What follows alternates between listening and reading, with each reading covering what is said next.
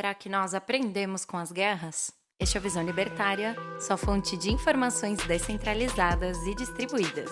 Ao final da Segunda Guerra Mundial, diversas pessoas que contribuíram com o regime nazista foram presas pelos exércitos de cada país que venceu a guerra. Compreendendo que os nazistas haviam extrapolado tudo o que se conhecia à época, os governos negociaram e decidiram que cada criminoso de guerra iria ser julgado pelas leis locais de onde cometeu o crime. E para julgar cada líder, foi criado o Tribunal Militar Internacional de Nuremberg, ou Nuremberg. Nuremberg foi a cidade alemã escolhida para esse tribunal porque ela conseguiu se manter em condições razoáveis, apesar dos embates bélicos, e também porque foi onde criaram as leis que anulavam as cidadanias dos judeus. Esse tribunal era composto por juízes dos Estados Unidos, da França, do Reino Unido e da União Soviética e julgou diversos líderes nazistas. Alguns foram absolvidos, alguns presos e outros foram condenados ao enforcamento. Entre os julgados no Tribunal de Nuremberg, havia alguns médicos nazistas que faziam experimentos abomináveis. Para se ter uma ideia da crueldade contra os pacientes prisioneiros, entre aspas, temos uns exemplos emblemáticos.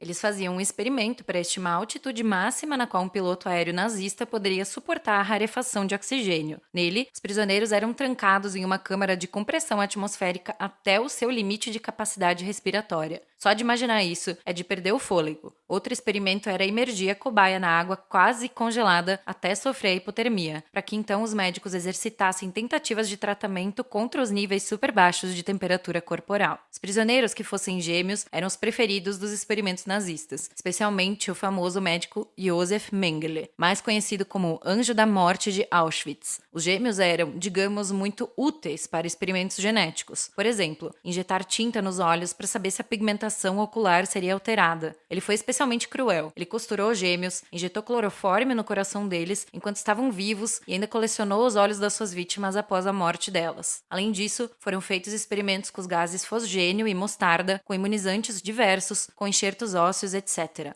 Nem as crianças escapavam dessa crueldade. Mengele chegou a cobrir os seios de uma mãe com fita adesiva para saber quanto tempo um bebê levaria para morrer de fome. Um detalhe disso é que os presos eram convidados, entre aspas, a participar desses experimentos, sem saber, obviamente, que poderiam ficar incapacitados, desfigurados ou, nos casos extremos, morrer. Talvez esse desfecho não fosse a situação pior para a pessoa, mas sim o sofrimento. Mas para cada ente querido que a perdia, provavelmente era. Os experimentos nazistas, além dos danos de curto prazo, também causaram danos prolongados nos sobreviventes. Eva Moses Kor e sua irmã gêmea Miriam foram cobaias que sobreviveram. Anos depois, Miriam teve um grave problema nos rins e depois um câncer que a levou à morte. Tudo foi um verdadeiro horror. Voltando ao tribunal de Nuremberg, 2 médicos apresentaram ao Conselho de Guerra 6 pontos que definiriam a legitimidade de experimentos médicos em seres humanos. No veredito, adotaram mais 4, criando então os 10 princípios éticos do Código de Nuremberg. Eles foram ratificados na Declaração de Helsinki anos depois e desde então, de tempos em tempos, são revisados. Por exemplo, o item 32 na Declaração de Helsinki, válido até hoje,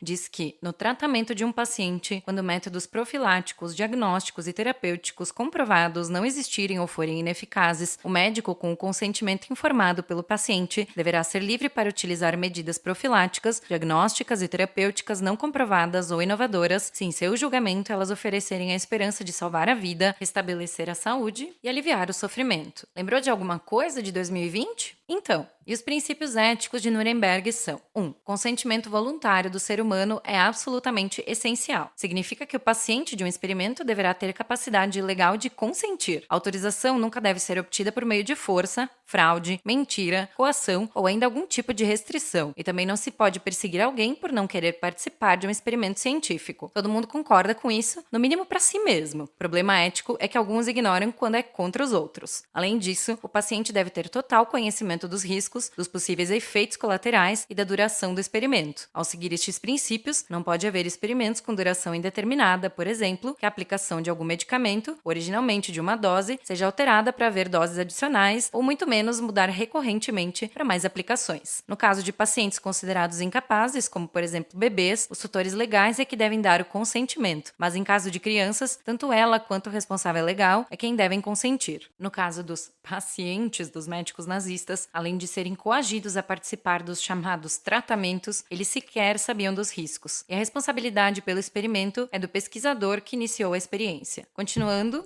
Princípio 2. O experimento deve ser tal que produza resultados vantajosos para a sociedade, se não houver outro método de estudo para testar. A ideia é de não fazer experimentos com humanos, a não ser que seja a única maneira possível de testar um princípio ativo. Terceiro princípio, caso o experimento vá mesmo ser feito em humanos, ele deve ser baseado em resultados prévios dos mesmos testes em animais, sem nunca pular esta etapa. E se os testes causarem morte das cobaias, ele não pode seguir em humanos. Quarto, deve-se evitar sofrimento e danos desnecessários, sejam físicos ou mentais dos pacientes. Os médicos nazistas estavam nem aí. Era em nome da ciência para servir a guerra. Princípio número 5. Se existirem razões para acreditar numa possível morte ou invalidez permanente do paciente, o experimento deve parar. Bastam apenas razões, ou seja, uma simples suspeita de causar incapacitação já deve servir para interromper o experimento. A exceção nisso é se o próprio pesquisador fizer o experimento nele mesmo. Mas pense aí, se o pesquisador acreditar que não há risco de danos, porque ele mesmo não seria uma cobaia, não é? Princípio 6. O risco da experiência deve ser proporcional à importância para a humanidade. Essa diretriz cai naquela ideia falsa de interesse coletivo e ainda está contaminada com a subjetividade. Sétimo princípio. Todo cuidado é pouco para proteger o participante do experimento de qualquer possibilidade, mesmo remota, de danos, invalidez ou morte. Esta é uma ênfase do quinto princípio. Oitavo. Apenas pessoas cientificamente qualificadas podem conduzir experimentos, exigindo o maior grau possível de cuidado e habilidade. E os cuidados devem ocorrer em todos os estágios. Princípio 9. Durante a experiência, a cobaia deverá ter a liberdade e capacidade de desistir caso sinta que há a menor possibilidade de sofrer algum dano se continuar participando. E, finalmente, número 10. Mesmo após todas essas diretrizes, o pesquisador deve estar preparado para parar a experiência em qualquer estágio, assim que houver algum motivo para acreditar que alguém poderia morrer, ficar inválido ou ter sequelas com os testes. A visão de mundo dos libertários sérios vai ao encontro da maioria dos princípios éticos estabelecidos no Código de Nuremberg. Mais importante é que ninguém pode ser obrigado a qualquer coisa, nem mesmo a participar de um experimento. Não importa quão alto esteja o tal interesse da ciência ou da sociedade, principalmente porque sociedade não tem interesses. Só pessoas, individualmente, os têm. E todo contrato para alguém participar de um teste deve ser legítimo, deve não ser assinado sob coação e deve ter uma cláusula de saída, como o princípio 9. Alguns pontos deste código mais parecem leis positivadas que dão margem a dúvidas porque não estabelecem algo com exatidão.